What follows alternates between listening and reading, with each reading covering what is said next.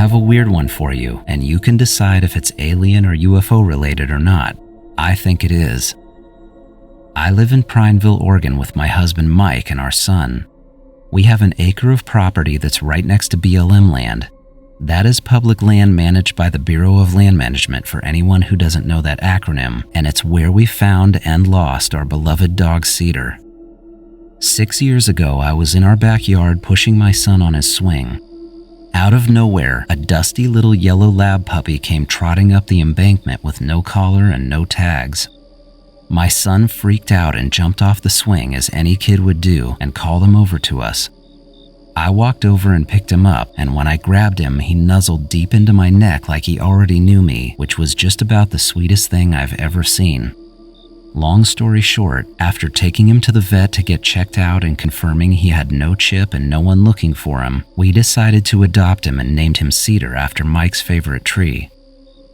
From day one, he was a remarkable dog. He never had a single accident in the house. He was quick to learn commands, and he could pick up almost any new trick, even if it was someone else trying to make him do something.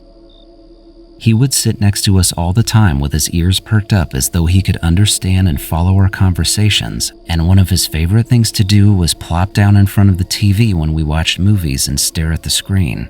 I'm not kidding, he would actually watch full movies. I chalked it up to the motion and colors, but we used to joke about how unusual it was. For 4 years, he was the perfect addition to our family. Then, after his 5th birthday, things changed and it started with small disappearances, which was not like him. He would slip out of his dog door almost purposely when we weren't paying attention, and then vanish out into BLM land for long periods of time. This was a shocking change because until that point, he had never once left our property on his own for any reason. He would always stay near us and came whenever we called. Then, for hours at a time, he'd be gone and wouldn't come if we called him. A few of these times, Mike and I unsuccessfully drove around on back roads trying to find him. He would always come back on his own eventually, with his tail wagging and acting perfectly normal, so we really didn't know what to think about it. I figured it was just another one of his quirks, and since he seemed to like exploring alone occasionally, we let it go. But one morning he didn't come back after wandering off the night before.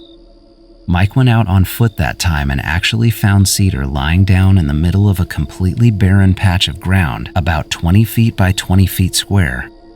He says it was pure dirt that didn't have a single thing growing on it, while the rest of the area around was covered in rabbit brush and juniper that went on for miles. Cedar was quietly lying down in the center of it with his eyes half closed and acting extremely lethargic. Mike got him to stand up and helped him back home, where he seemed to snap out of it and go back to his normal self. Obviously worried, we took him in and they told us he was perfectly healthy. The vet also said some dogs just like to explore, but suggested we get some kind of fencing for his safety because we do have cougars out here. Not more than a week after that, I was spraying off our back deck and I watched Cedar hop right over the small fence we set up and run into BLM land again. He looked like he had a purpose, and it happened so fast I barely had time to yell his name. All I could do was stand there and watch him disappear into the brush. By the time it was getting dark, he still hadn't come back, so Mike walked out again and went to the same spot. We waited for him for a full hour, and I'll never forget seeing him walking back alone and shaking his head at me. Cedar was gone. We decided to wait until morning to see if he'd show up, and we even left his bed and favorite hedgehog toy outside at the back door overnight. When morning came, it was still there, in the same spot and untouched. It has been a little over 1 year, and that was the last time we ever saw our sweet, amazing Cedar. We've done all the things like post signs, talk to neighbors, and call the humane societies, but we've never gotten so much as a sighting. It's like he dropped off the face of the earth, and it still breaks our hearts. I'll be up front here too. Mike and I do not think this was a normal case of losing a dog. Cedar came from that land and into our lives out of nowhere. Then he seemed drawn to return to it for some reason, and we have no idea why. We both think whatever happened is tied to that patch of dead ground he was going to, but we can't figure out what that means. We still walk out to that spot once in a while, hoping by some miracle we'll see him again, but the ground has mostly grown in again, so it's not the same bare patch that it used to be. None of it makes any sense. He was such a smart dog and so attentive, and we had years of him never wanting to leave our sides. A sudden behavioral change like that, combined with the strange place he was going out to, really makes us believe that something else was going on.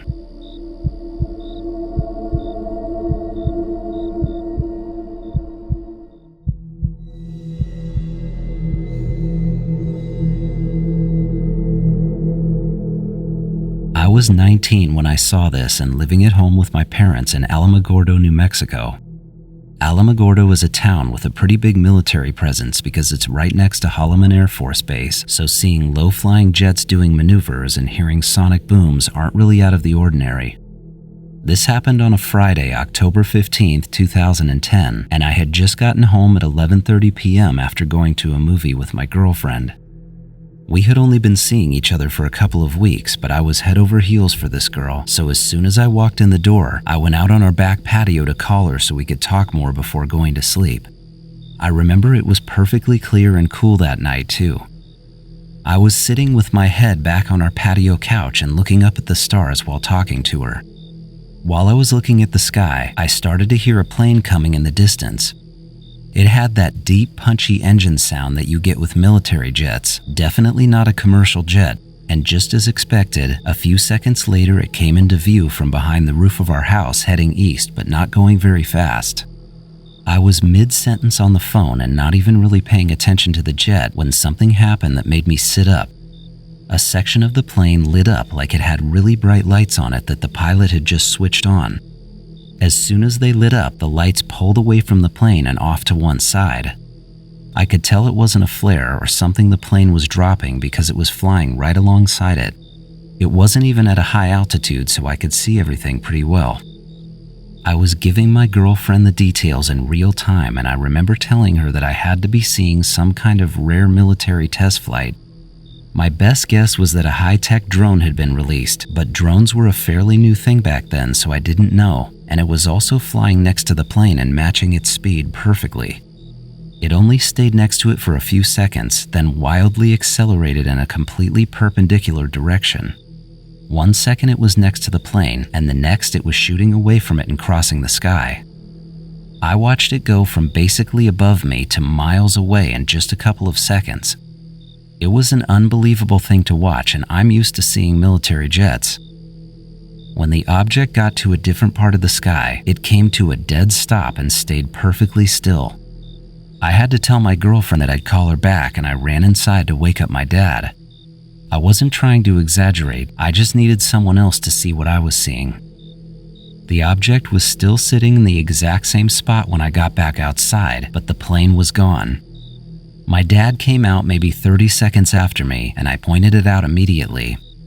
I told him everything that had happened up to that point as we both just stared at it, and he also seemed pretty sure it had to be an advanced drone. We watched it hover in that same spot for what had to be 5 minutes, then it finally started to move again. This time it came back toward us and was drifting at a slower, steady speed, almost like a blimp would, but with absolutely zero sound. It didn't have any blinking lights on it either, just 2 steady white lights. It was hard to tell how high it was, but as it got closer and almost right above our house again, my dad and I agreed it looked like it was under 2,500 feet. It went past us maybe a mile, then did something that blew us both away. From a dead hovering position, it shot straight up in the air thousands of feet. This was a perfect vertical climb and still made absolutely no sound. It was so fast that within only 4 or 5 seconds, the lights on it looked no bigger than the small stars around it. It just vanished upward like it had been pulled by a string. My dad and I tried as hard as we could to stay locked onto it the whole time because we didn't want to lose it. Then when it hit a certain altitude, it started doing these patterns that looked very robotic. It would fly in a straight line for a few seconds, then stop and make a 90-degree turn, go forward, stop again, and repeat.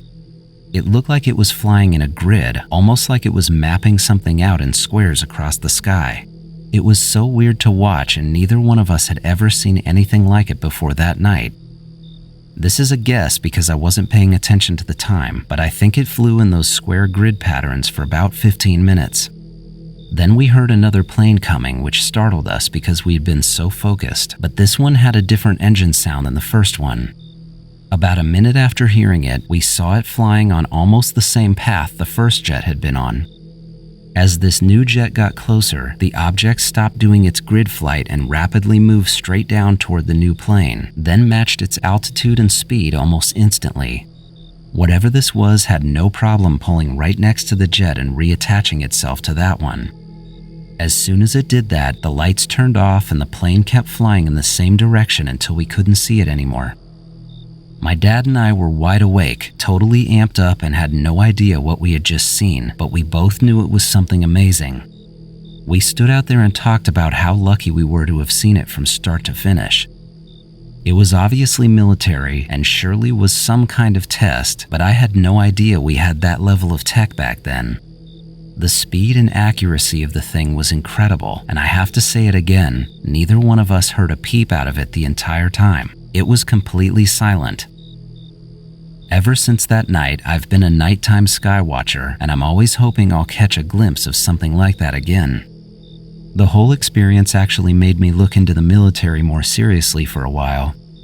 I had never really thought about joining before, but after seeing that, I started looking at it differently. Getting to work around tech like that, or even being close to it, seems like one of the most amazing things you could be a part of.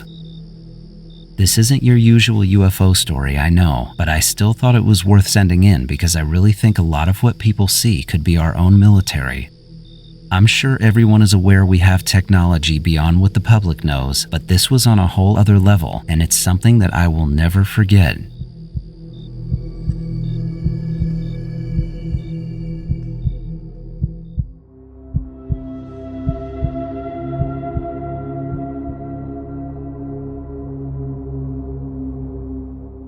This was the fall of 2004, and somewhere between 10 and 11 at night.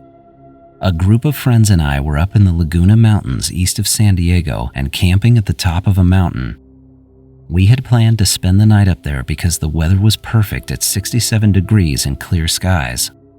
To this day, that was the best stargazing night I've ever had, and the Milky Way was the brightest and clearest I've ever seen in my life.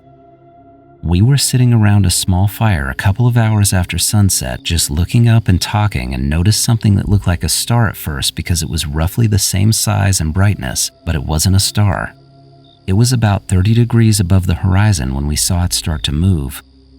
The movements were fast and jerky, like when someone shines a laser pointer on a wall, and it was making these quick dipping motions in a U shape. Every time it did the U shape, it would end up a little farther to the right, like it was dragging itself sideways across the sky. After watching this happen for about a minute, our eyes adjusted more and we could tell it wasn't just a solid white light. It had a blue tint to it, and the brightness would subtly change where it would get dimmer at the bottom of the U shape, then brighter again at the top of it. This didn't last long though, maybe 2 minutes in total, but it had our full attention while it was happening. Then it just vanished. No zooming off or fading out. 1 second it was there, and the next second it was gone like the light turned off. About 30 minutes after that, we saw a second one. This second one looked different because it was much brighter and closer to us. It was still making the same U shape in the sky like the first one, but since it was closer, the shape was huge.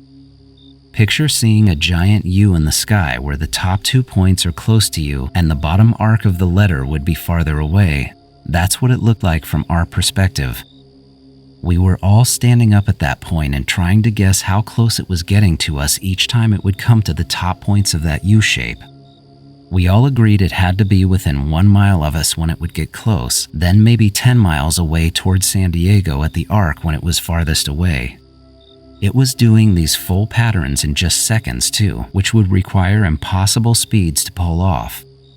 We couldn't see any kind of blur or trail coming off of it, so it really did look like someone was using a giant laser pointer in the sky. Of course, everyone in our group was talking non-stop about what we were seeing, with questions out loud about military and lasers and technology and even UFOs. It was exciting to me because I'm a firm believer there is so much we don't know, but I could also sense a nervous energy from some of the other guys. Personally, I didn't feel threatened by it in any way, and I was leaning more in the opposite direction where I felt lucky to be seeing something like this. Then it made one last giant shape and seemed to come in even closer, like it almost knew we were up there, and when it hit the top of the point, something hit us and I'll never forget it. I felt a jolt go through me, starting at my feet and shooting up my entire body, then down my arms and into my fingertips. There is no question it was electricity, and it felt like grabbing onto an electric fence. It wasn't just the feeling either. We all heard a very loud and sharp pop, like a giant burst of static. Every one of us felt and heard the exact same thing at the exact same time, and it actually made us jump off the ground, just like if you were to get shocked by anything. I'll admit it was startling, but it was also exhilarating at the same time. I felt this energy pulsing through me that I've never felt before, and it was so weird. I don't know why I felt this way, but it made me want to start running. Not out of fear or anything like that, just running because I had all of this energy in me that needed to get out. I don't really know how to explain it. I remember everyone in our group hopping around, talking loudly and using some colorful language that I won't repeat here immediately after the pop, and by the time we composed ourselves and looked back up, there was nothing but empty sky, and just like that, our experience was over. We watched and waited for hours afterward, with some of us skipping sleep altogether like myself. It was the only thing we talked about, and I swear the energy of what we saw stayed with us for days.